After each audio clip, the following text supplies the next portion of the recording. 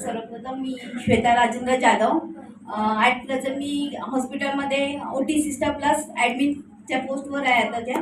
पण हे बिझनेस दाखवणारे मला संजीवनी जाधव मॅडम आणि वर्षा मॅडम यांचं मी मनापासून धन्यवाद करते. आणि प्रत्येक वेळेला मला हे अपलाईन लीडर प्रत्येक वेळेला जे मला सपोर्ट करतात, म्हणजे अचिव्हमेंट दाखवतात, त्या अचिव्हमेंटला मी टॉप करते. त्यांचं मी खूप मनापासून धन्यवाद करते.